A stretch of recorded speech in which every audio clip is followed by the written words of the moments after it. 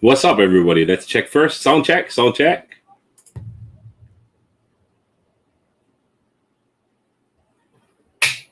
Yes, it works. What's up, everybody? Welcome back to my channel. I appreciate you guys coming by. I had a super long freaking work week, actually 2 weeks, and I pumped out within like those 10 days, like 128 hours. So I haven't prepared anything, but within the last 10 minutes, a few things that came to my mind that I just wanted to address real quick. One of them is, since we're mostly all drone pilots, if your registration is up this year, redo it. Redo it. Don't forget about it. Most of the time you have to register for your drones, such as this. And as you guys can see, there is a new gimbal cover for my Autel. It finally came in. I still haven't gotten the second set of the low noise propellers yet, but there's the new cover. And as you guys can maybe see right here, there's more room now for the FreeWheel CPL filters. How's that? That's after I send them out to somebody else. So let's say hi real quick to everybody outside there. I seen Tom Serkey. I seen Paul Kiss. I see Hot Rod in Daytona. What's up, my man? Ricky Britton is there. Aloha and Merry Christmas. Happy holidays. As you guys see already, right over here, I have still the lifter to give away because somebody did not accept the price from the last giveaway, and therefore I left it up to Glenn Edwards to choose if he wanted the Skyfire or the Liftor. He chose the Skyfire, so therefore I still have the Liftor. I'm trying to get in touch with somebody, but that person is not answering me. So Lawrence Smith, if you see me here, or if you see this stream, or right now if you're here, email me so I can get your address, because otherwise I will have to choose another winner to give this away. And I'm trying to send it out before Christmas if can. And I also have the giveaways live right now of the power supply. If you guys interested, sign up for that one. Let me know what you guys are going to be using for. And yeah, man, it's 2020. It's coming to the end. Finally, 2020 was terrible for most of us. But apparently it's not really over yet because, well, right now it's starting to pouring rain. See, even the weather plays with it. Because remote ID, guys, remote ID is a big factor right now, which FAA seems to be playing around with. And on top of that is for people like, not necessarily me, but for people who are actually having YouTube channels, utilizing drone footage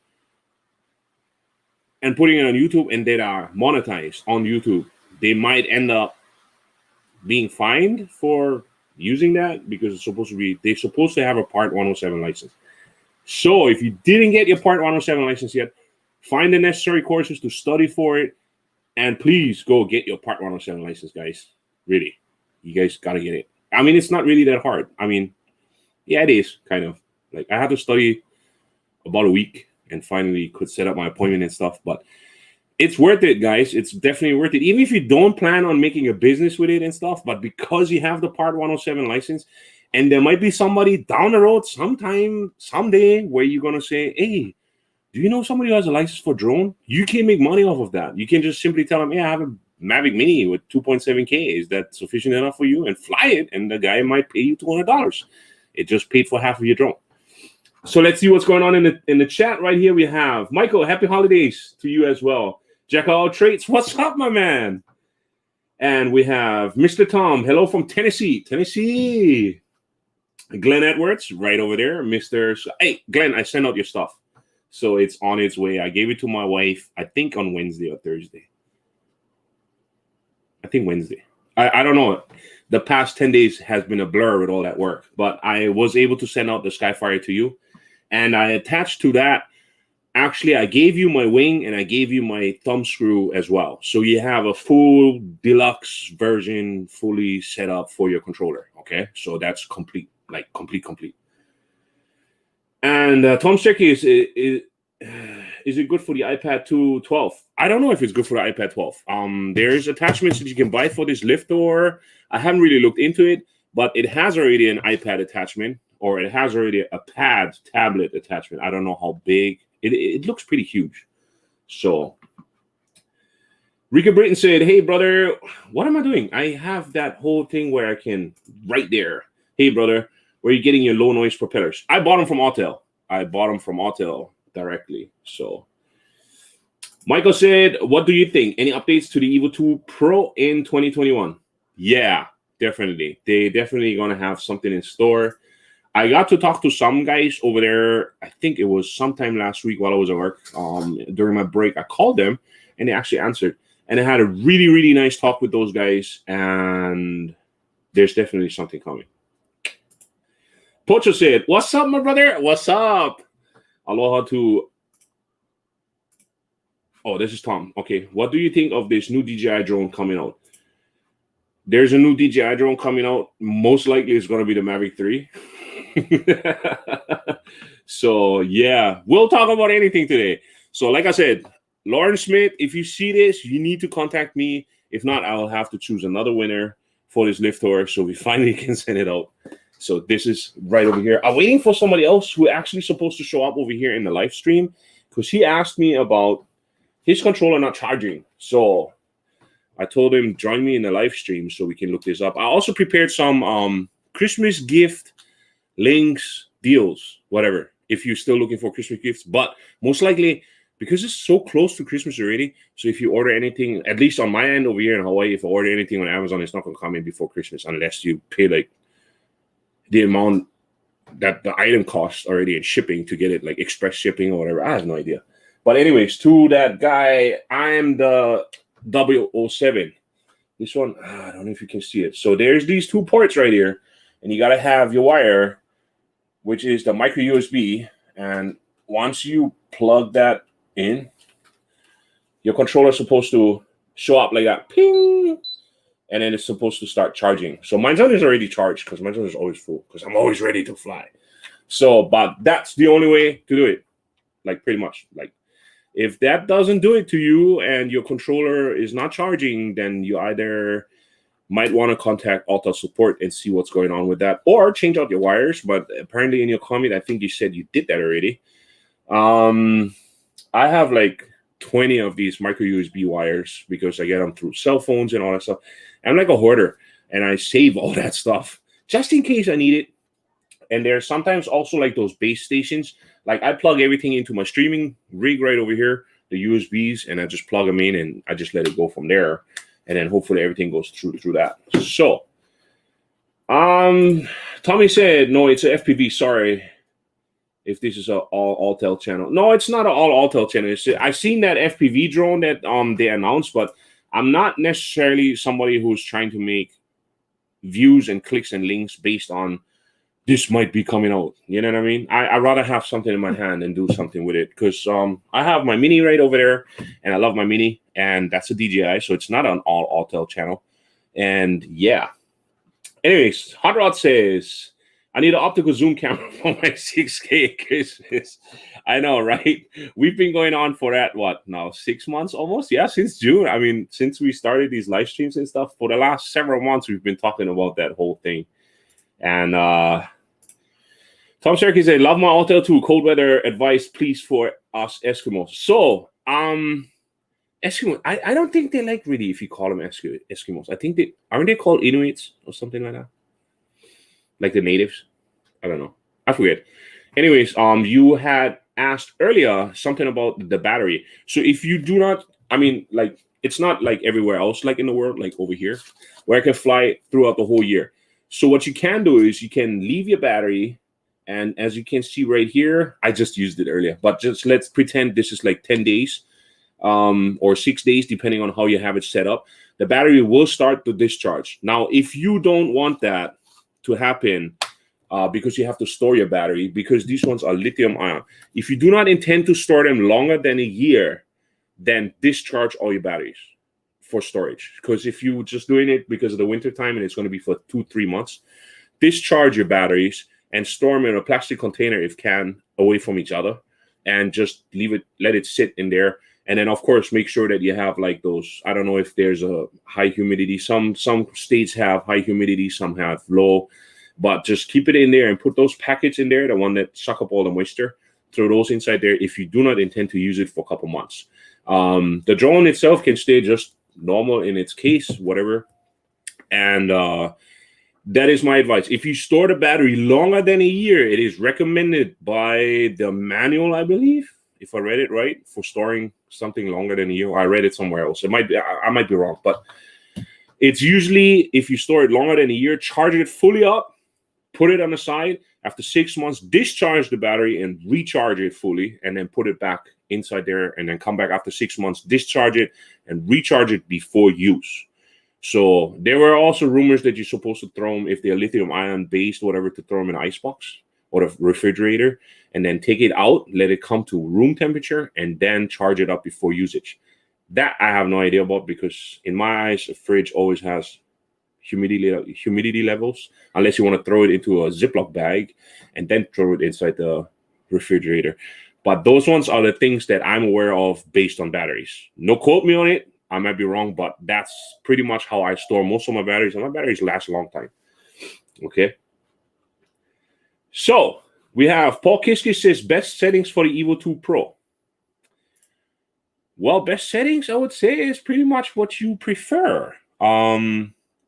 Me, I have started doing log, but because I totally suck in color correction or color grading itself, because I'm so inexperienced in it, I just utilize DaVinci Resolve, and I like to set up my stuff where it's already out the box. As you can see right here, this is my Sony A6400, and there's no color profile. So it's just simply with the lens, it's set to right now f4.0, and I think the ISO is on 200, or might be 320. And I do the same thing with my drone, because I have the ND filters, and it's pretty much, you're just looking at the FPS and the shutter speed, that the shutter speed is always twice of your FPS. In settings wise, I utilize usually 0, -1, -1, which has to do with the sharpness and stuff. But other than that, I don't really use a color profile. So all the footage you usually see on my channel is pretty much straight out the box from this drone. And that's all I can tell you, because everybody prefers it different. And like I said, in many of my streams, I told you guys already that I don't really believe in the word cinematic shots. Why? After all, yeah, it's a $2,000 drone, and you can get some really good footage out of it. But I don't think that the cinemas use that. I think they use like $20,000 drones that have like real cameras, like my Sony over here. They have like the Red Komodo and all those stuff. They have those kind of cameras, and they film with those drones. So that's non-comparable to anything. So cinematic shot is overrated. The word itself is being used too much in my eyes. getting super clean, nice shots as you would like it and as your clients like it, that's what I would call it more, because that's mainly the usage that most of the people like us do. Like planning for YouTube, planning all that other stuff. So that's pretty much what I can tell you is check on your FPS rating, check on your shutter speed, check on your ISO, and check on your f-stops, and you're set, my friend. You're good to go, because it's depending on what you like. So now I have already seen that I'm limited to my S10 Plus. So all my footage you see is based on me looking at my S10 Plus at the time of the usage. So I don't have a huge screen setup. I don't have a live deck where I have a 42-inch where I can see what my drone is looking at that time. So I pretty much do it based on feel and based on doing it and how I like it. And what I share is pretty much what you guys see. And so far, you guys have mostly liked it. So what else? Paul Kiske says, I need the lift door. You need the lift door? Alrighty. Well, if Lauren Smith doesn't come up, did you sign up for the giveaway back then? Because I'm still going through all those things right there. So here he is. I'm the 007. Aloha, can you please help me on controller charging, because mine is not charging through the proprietary 90-degree angle connection or the USB-A type connection. So as I showed it earlier, you have your micro USB 90-degree angle. Are you using the wire that goes to the phone? Because there's supposed to be one that has right here. This is USB, regular USB, okay? And then you have on the other end, you have the micro USB. This is not the original wire. This is a wire that I had from one of my phone chargers that went go sideways.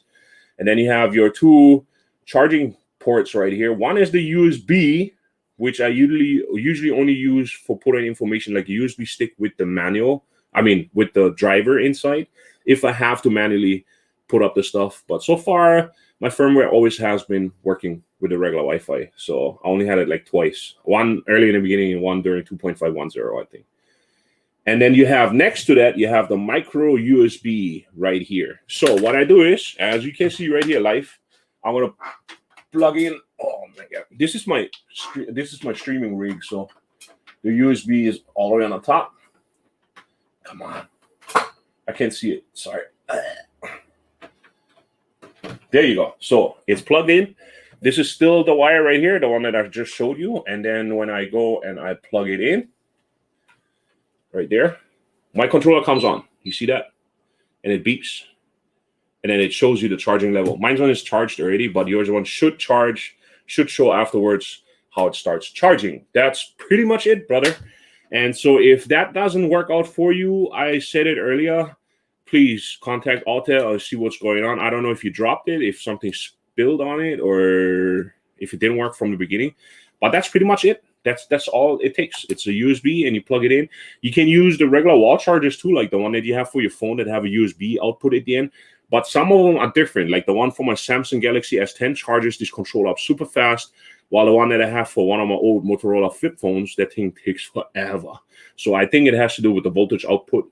And so, yeah, I put it into my I put it into my streaming rig right over here into the USB. And it charges the controller, my friend. I hope that helped you. That's pretty much all I can tell you.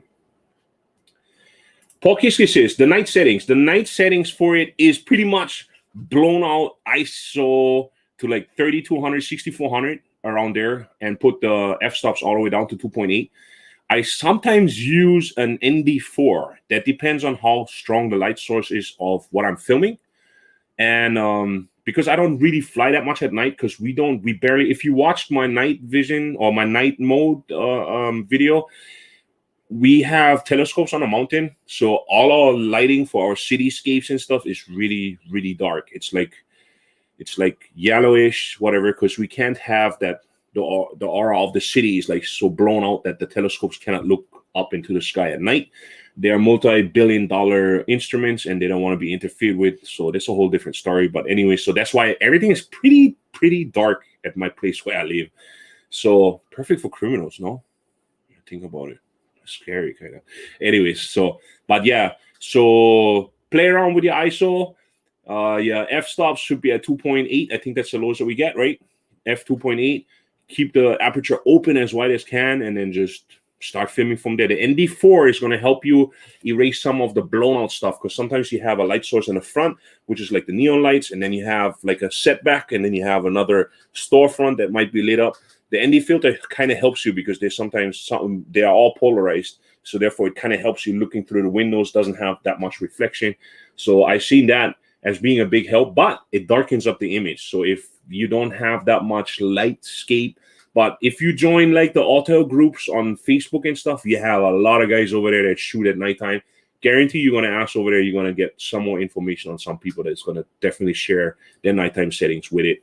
So me, I'm not so much of a nighttime fan unless I light up the area myself and then I fly around. But that's pretty much like planned ahead with everything. So yeah, that's for night setting. Oh my God, I'm falling behind here. I'm talking too much. So 87 knots, AK, any advice for my first flight with the Evo 2 Pro? Yes. First of all, here we go. It's for the beginners.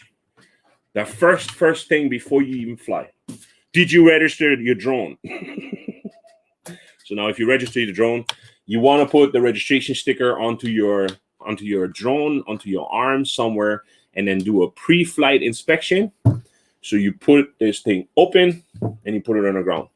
After that one, you start up everything. So before your first flight, let's say you did all the updates, you did your registration, you did your calibrations as well, which is the compass, the IMU, and your gimbal calibration. And it's the first flight ahead of you. So pretty much make sure you remove the gimbal cover, open up all your propellers just like this, open them up wide, make sure that your battery is fully charged. Start up your bird, start up your controller, hook up your phone, make sure everything has a good connection, make sure you have a lot of room around you, and go for it and enjoy the view. So from there on out, just do your EXP and sensitivity settings, use at least the battery full until you like the settings of your controller, which means your handling, like your EXP, your sensitivity. Make sure you do all that stuff first before you even think like, oh, I'm going to take this shot. Oh, I'm going to fly over here. Please do that. Take your time, set up everything else first. Most of the time, like I said, plenty of people, they rush doing the IMU calibration and they get toilet bowl motion. And before you know it, they just went up 150 feet and $2,000 just out the air into the ground. Done. You don't want to mess up your 2020 year as messed up as it is already. I finally have the first person in my life that I personally know that was tested positive for COVID-19. He's actually at work. So right now we have all these people at work running around with chicken without heads, and they are scared because I work like most people. I don't know if you guys know, but I work at the jail. So yeah, it's going to be a scary one. Ricky Britton said, hello, Jack of all trades. Merry Christmas, brother. I swear, Ricky is so nice. He's such a nice person. Jones 863. Any advice on how to get rid of crabs? Asking for a friend. Crabs, you mean like if you steer forward and the drone starts slowly going sideways? That had to do with me with EXP settings and sensitivity. Apparently, I had it counter set. They call it counter set, where the sensitivity in counteracts as the EXP setting was set. And I was like, what? So I didn't understand that at first until I played around a lot with my EXP settings. And then the other part is too, if you have wind, sometimes it might not be wind in the bottom, but it might be wind on the top. And then it pushes the drone to the side, and then she just starts slowly going this way. What I sometimes catch myself doing is I actually compensate for it, and I retake the shot multiple times. I keep going back and forth until I get it right. And that seems to be the thing for every drone, because the same thing happened to me to the DJI Mavic Mini.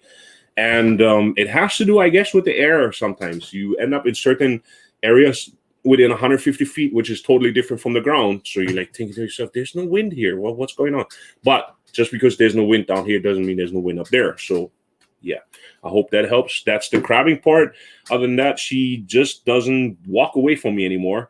The other part that she used to do was when I had obstacle avoidance on. So me, I catch myself a lot turning off obstacle avoidance. Ever since the new update, there's that red circle or the green circle on the top. You click on it and then you can actually turn it off.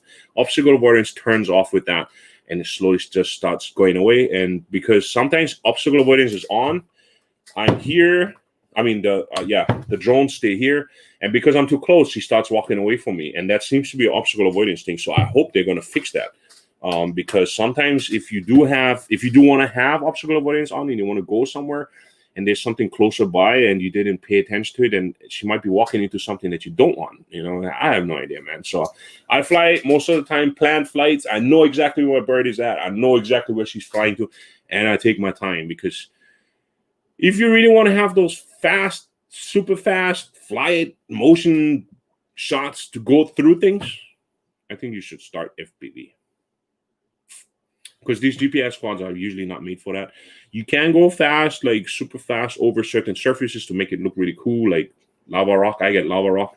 I get old lava flows that are hardened up.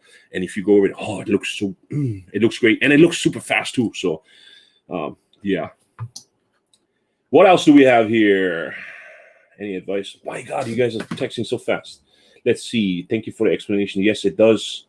It does connect to my iPhone too. Okay, Johnny Truesdale in the house. What's up, Big Dog? What's up, my man? How you doing, my man? That's Johnny Truesdale. Johnny Truesdale is the man that just joined me the other week in my live stream. That's the man from Skyfire Aerial. So happy holidays to you, my man. Then Paul Kiskis, your videos are awesome. Thank you very much. I appreciate that. My videos they just reflect whatever I do, whatever I see. There's nothing fake about them. I don't have the capabilities of doing anything fake. Even now, like, there's no script. I don't have no bulletin hanging anywhere for points, whatever. This is totally made up live stream. Like I said, talk about anything. Brings me to, since we have that whole remote ID thing going on and your FAA registration. If it expires this year, redo it, guys. Redo your FAA registration, okay? Don't forget about it. It's only $5 for 3 years, guys. It's better than catching a ticket. So let's share screen. I have a share screen right over here. If you are in the market of doing something cool, we have the Holystone 2K GPS. Super cool drone. A friend of mine just picked it up like 2 weeks ago, and it's $140. He got his one already, but as you guys can see over here already, it says it arrives after Christmas, okay? So this might not be the best Christmas gift anymore.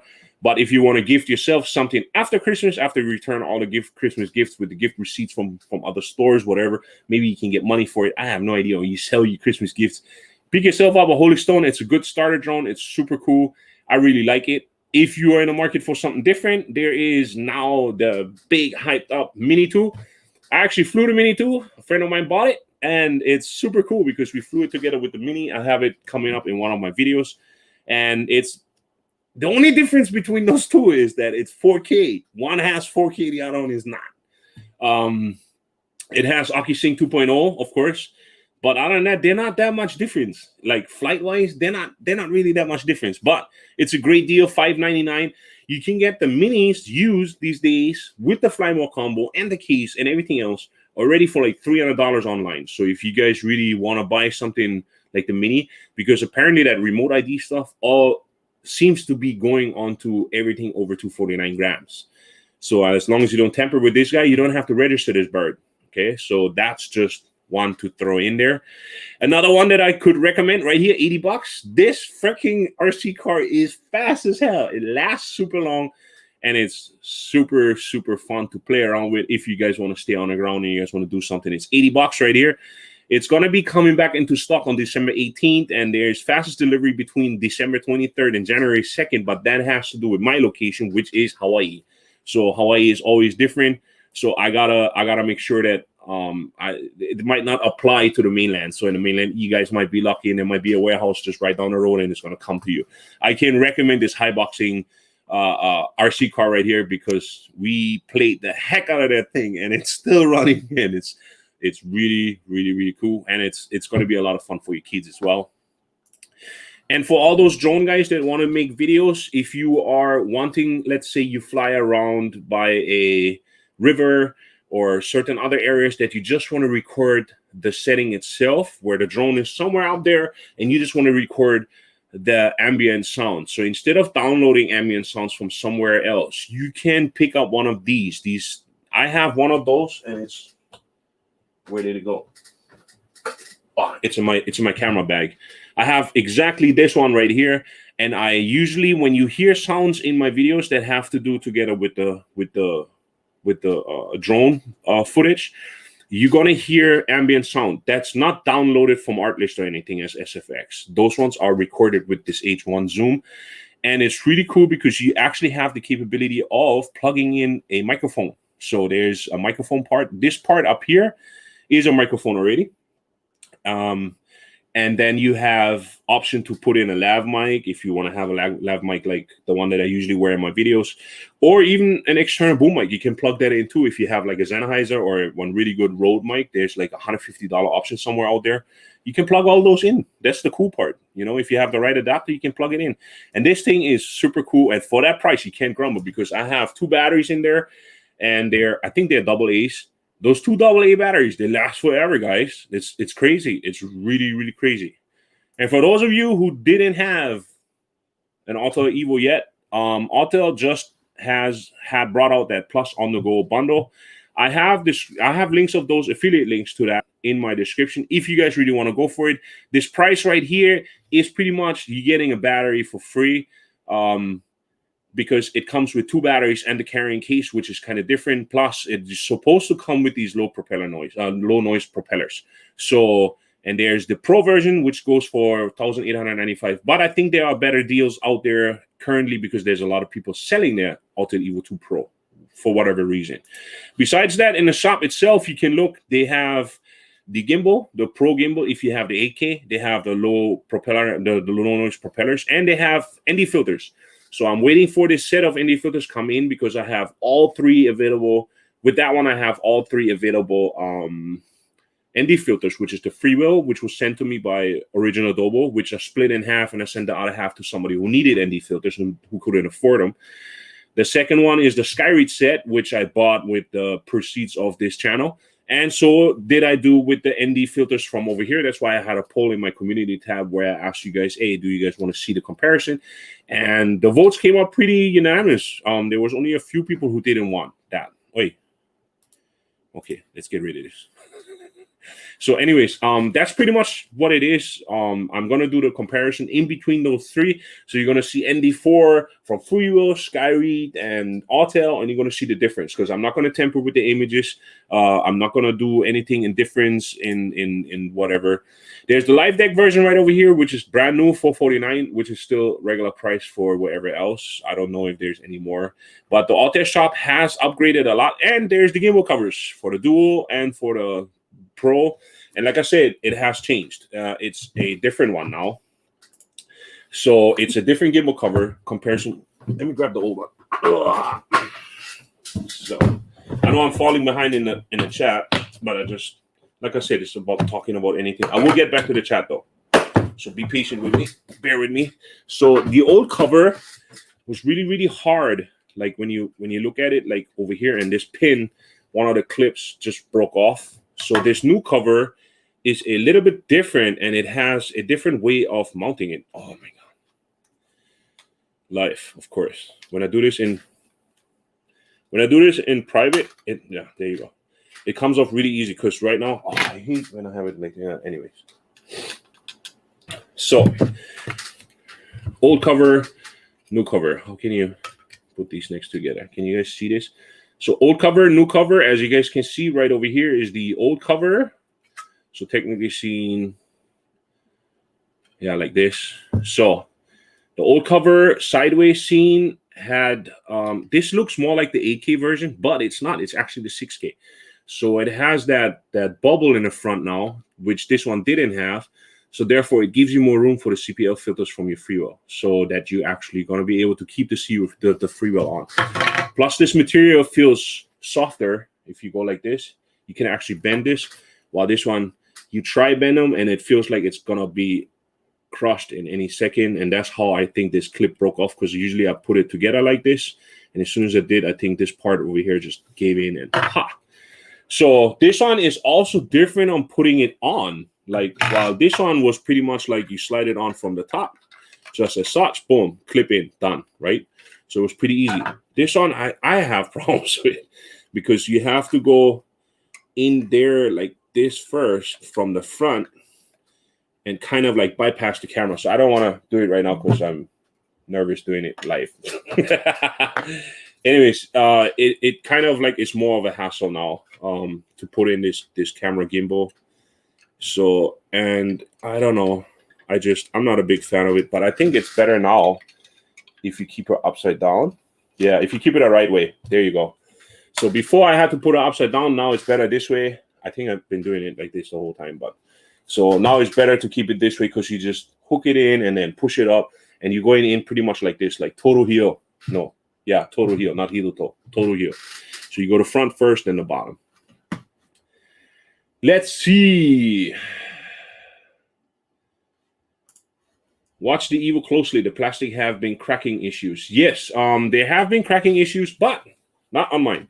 So not quite sure if that had to do with the first gen, because my first gen, as you guys mostly know already, had to do with this arm being separation, and boom, the fucking drone, the freaking drone was everywhere, and it just went sideways, and it crashed. So apparently that plastic was also generation 1, while this one was a brand new drone that was sent to me a few months back. And this one, according to them, there was a different way of putting the battery in. So they're explaining it that people holding it sideways like this, pressing too hard and trying to remove the battery, or even pushing on top. And I don't know how you do that, because these batteries have never changed to me. So when I remove batteries, I don't even touch the drone. Like, as you guys can't even see it. Hello. So I don't even touch the drone. You know what I mean? Like, I put this in, boom, I take it out just like that. You seen that? So I don't do really nothing like pushing it down or squeezing it on its side. I don't do nothing like that. So I don't know if it has to do with heat issue, or if I'm just lucky that I have high humidity levels here, and that because I know there are states and countries out there that have very low humidity levels, and it might cause the plastic cracking. Who knows?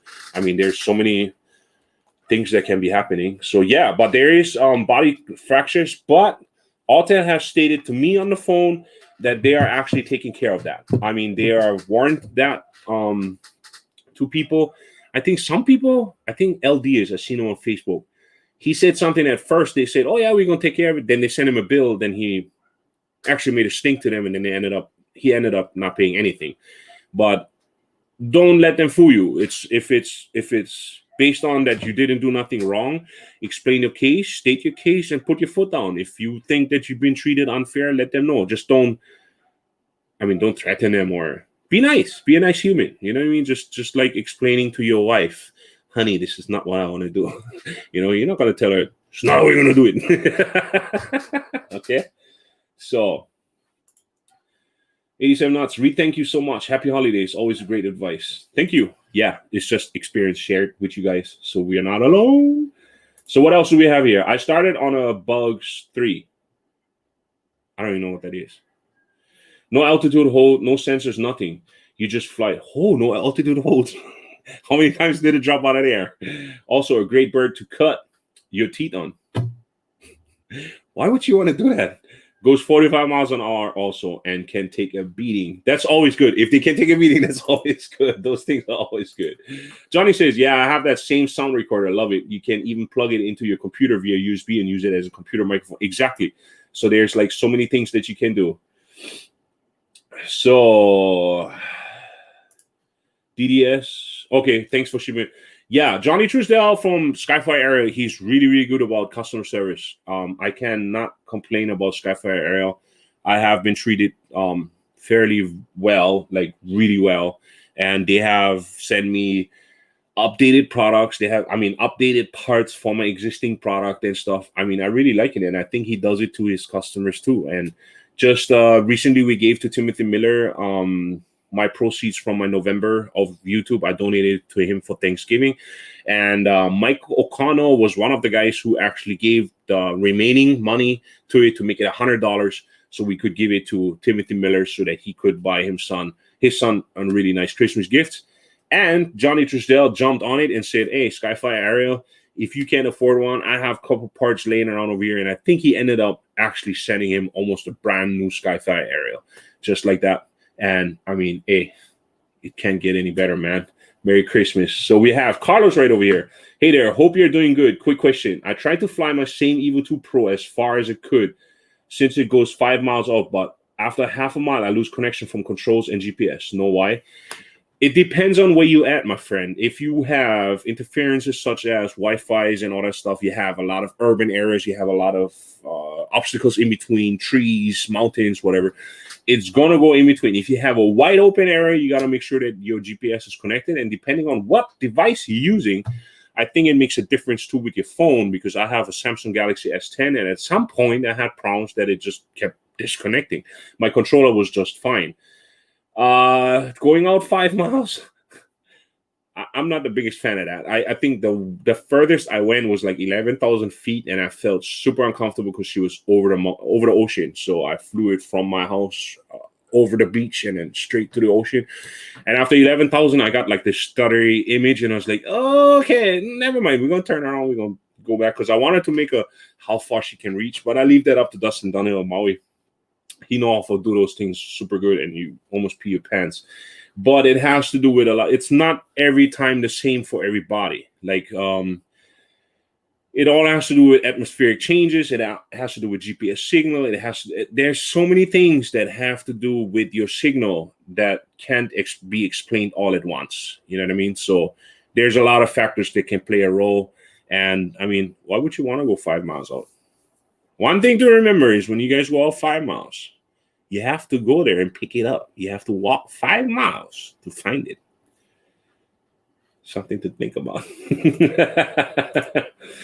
Roger Moss says, what video editor do you use for your videos? I use DaVinci Resolve. I started off back then. I came from Sony Vegas. So back then, I used to use Sony Vegas for all my motorcycle videos and stuff, all the iCandy episodes that are here from like 10 years ago. That started off with Sony Vegas, and because of that, I slowly got into it with that whole track, audio track, video track stuff. And then I started off with Photoshop in between when I took a break of YouTube. And because of that, I realized that layers are playing a big role. You might have an image that you're looking at, but if you're looking from the side, it is one layer over the other. And that's how you can create illusions. After that one, I decided, instead of going with Adobe Premiere, because I didn't want to pay for it monthly throughout the whole year, I just wanted a standalone version just like Sony Vegas. I stumbled over DaVinci Resolve, and I went with DaVinci Resolve, and I've never reverted back. I've been using it ever since. It came out as the free version. I think I started with DaVinci Resolve 14, the free version, and not even 2 months later, they brought out DaVinci 15, and I bought 15 right off the bat, and I was like, hey, this is the one that I want. And it's been great. It's been treating me great ever since. 16 had some newer things that came out with it. And then 17 came out, DaVinci Resolve 17. And it has new fusion things, and it has new nodes and stuff.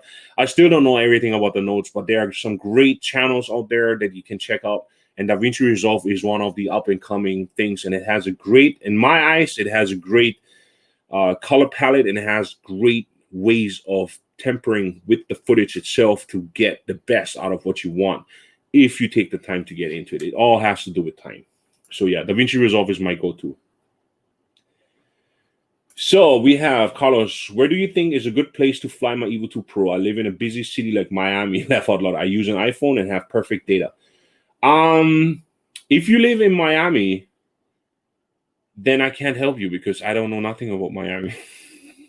But I know who does. Florida, I know there's Original Dobo, Ken Dono. He might be able to help you out. You might want to check in with him. I think he has like certain meetups sometimes somewhere where you're going to be able to meet up with him or whatever. And he might be able to help you out. I know that he's not really the hotel kind of guy, but he might be able to help you out with all those questions because he does a lot of FPV stuff. And I mean, hey, there's so many drone guys out there. But Florida-wise, I think there's a lot of drone pilots out there, so you might want to look on social media groups too, try to hook up with people. Just make sure that they're all legit, not kind of weirdos, whatever, so you run into something. But just try hook up first and try text with each person and see what's going on in the group and say, oh, I live in this area. You don't have to give them an address, and then just say, hey, I want to meet up. Anybody interested? And sometimes you wouldn't be surprised how many people actually want to meet up. So I got surprised on this big island over here. I didn't expect that many people to be out there flying drones. I ran across so many guys. It's crazy. We have Kumo Makanui. Hey, I bought the Mavic Mini bundle from Costco. What do you think about the drone? It's my first drone. It's a great drone. I have the very same one right there, and I totally love it. It's great. It's a great little drone. I totally love it. It's awesome. Does not fly on certain areas here on the Big Island where this bird has no problems with taking off. He just simply just said, screw it, I'll follow your orders. And he just goes. She does not go when you stay in flight restricted areas. She does not engage into utility flight modes. In certain areas, she doesn't go above like 80, whatever. But that's normal, and that's up to you as long as you don't mess with everything, that you stay within the legit limits, and of course get lands and all that stuff where you get your permits and all those things. But the DJI on certain parts, she won't take off at all. Like the Mini wouldn't take off. But it's an awesome little drone. So we have Biscottino Crocantino. Wow. Hey man, always happy to watch your channel. Do you know of any way to strap a small 360 camera under an Evo 2? Under an Evo 2, the only thing that I know that I've tried was, which I didn't really like, but I did it. Suji line, fishing line. So what I did was I made a small contraption where I put Suji line around here, Suji line on here, a Suji or fishing line around here, and I had it dangled down this way, and then I connected it together to one, and then I moved it backwards all the way in the back over here, where I could put it down. And then I had my 360 camera standing up like this and hooked it up to my 360 mount. I mean, the GoPro mounts, whatever, like this. And I just wrapped the fishing line around it like this. Then I let the drone slowly take off, fly back, go above, and then I picked her up. That way, the sensors are not interfered with from underneath, because she's hanging like 4 or 5 feet, depending on how long you make the wire or the fishing line.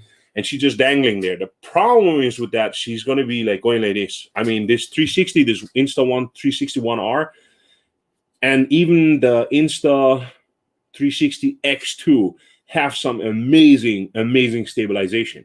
And with that being said, if she spins, I actually like the X2 better than this one. I'm thinking of selling this one and then pick up the X2 if I can. But that's the way of doing it. The other way that I do, you might not see it here, but there's a big area right over here, and I put double-sided tape, and I put one of those GoPro mounts on top, and then I actually just mount it like this. Et voila.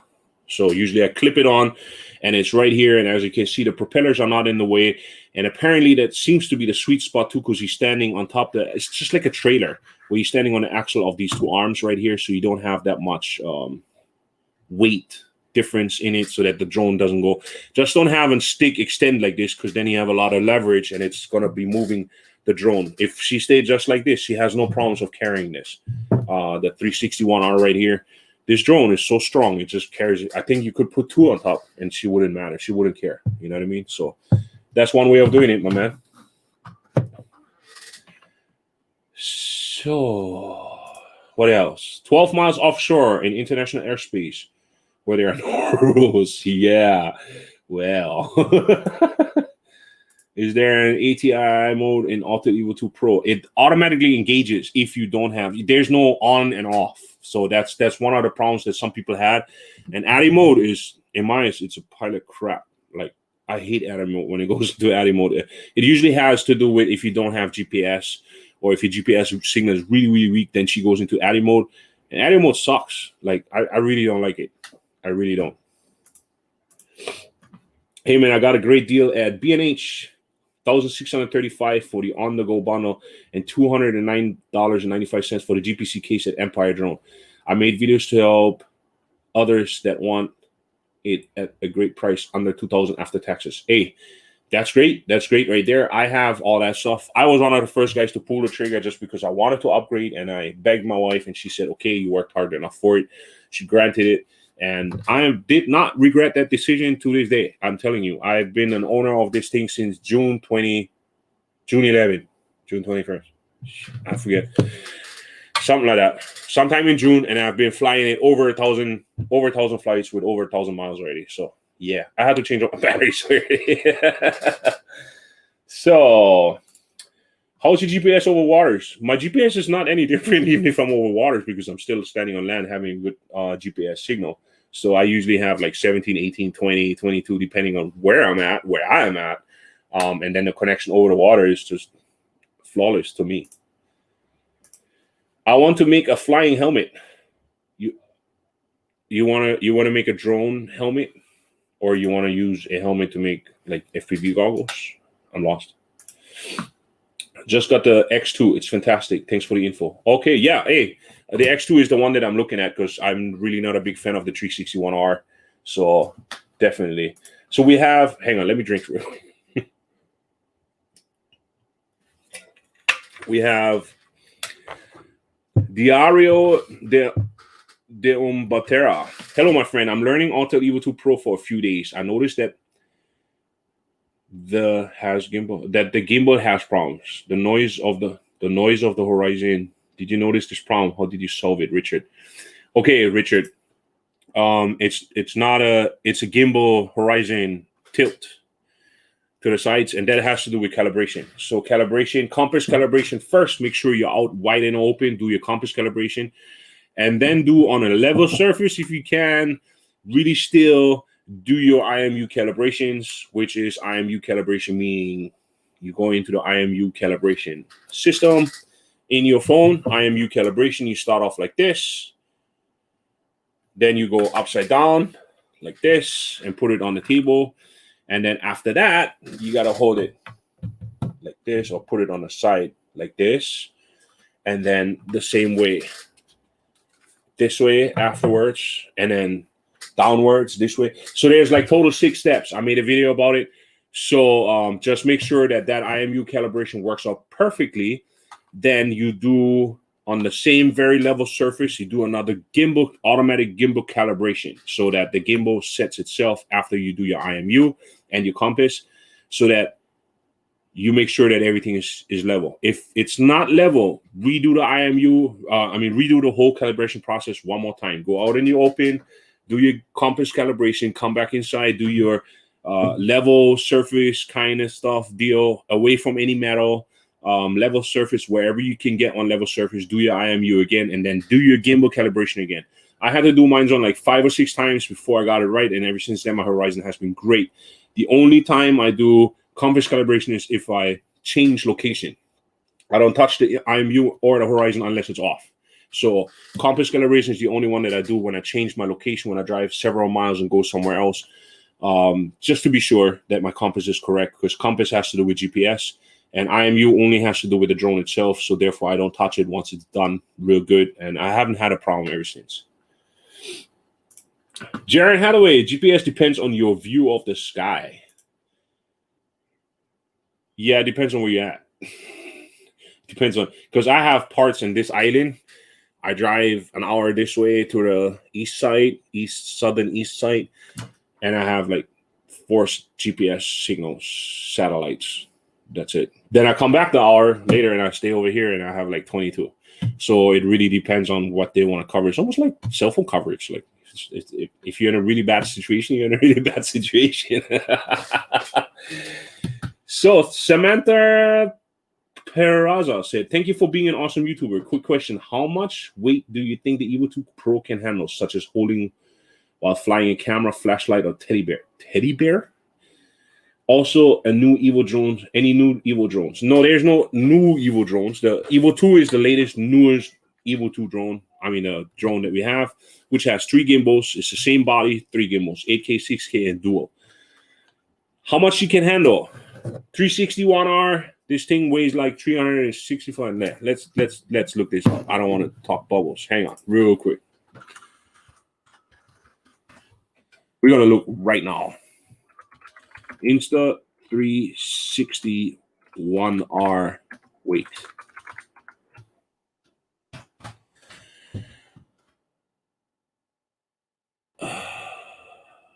Why do they make this so complicated? Oh, because I spelled it wrong.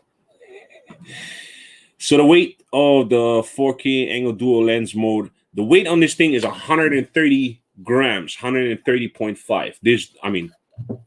On this is 130.5 grams. This drone guaranteed can carry 2 if you mount it the right way, 1 on the top and 1 hanging. The teddy bear should be way lighter than that. A teddy bear, if you put it on together with fishing line in the bottom and then just pick it up, you should be able to have a teddy bear in there. It's just, you got to remember now, the bigger the surface, the more the wind can grab. So if you have the drone up in the air, like let's say you go up 50 feet and you have the teddy bear hanging, wind comes and it starts moving the thing around, there will be some sort of leverage for that teddy bear and that Suji string. So you want to make sure that you are somewhere close and you can observe your drone so you can drop to the ground real quick. Okay, so be careful about that. Flashlights and stuff, I know that there is a mounting part which is called I forget already. Foxfire. I think it's called Foxfire. Foxfire. And there's also an Autel Evo lighting mode right here, the lighting system. I don't think it's going to tell you how much it weighs, though. Yeah, it doesn't tell you, but it has a harness around it, which this harness right here, you're going to be able to actually mount it onto your drone, and from there you have those strobing lights. But there's a Fox Fury or something like that. Let's see, there's another picture right here, I think. Right there.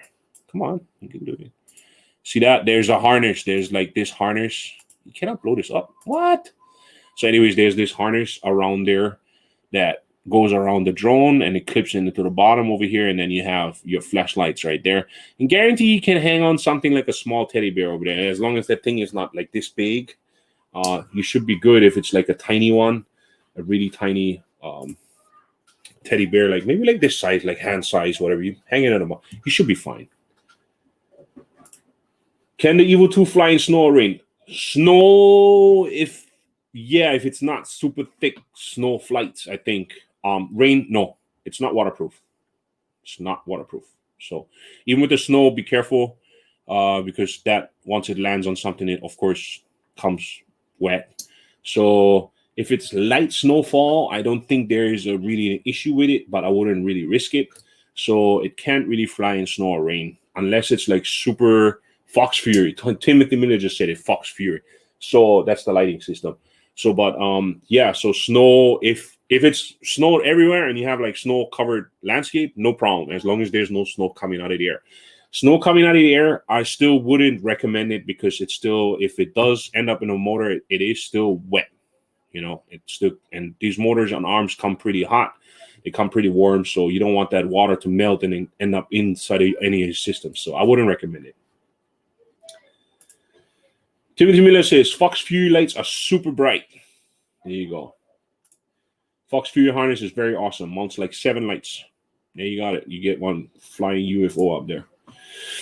How do you know if you need an IMU calibration? And is the order gimbal, auto, calibration, IMU, and then compass, or is that wrong?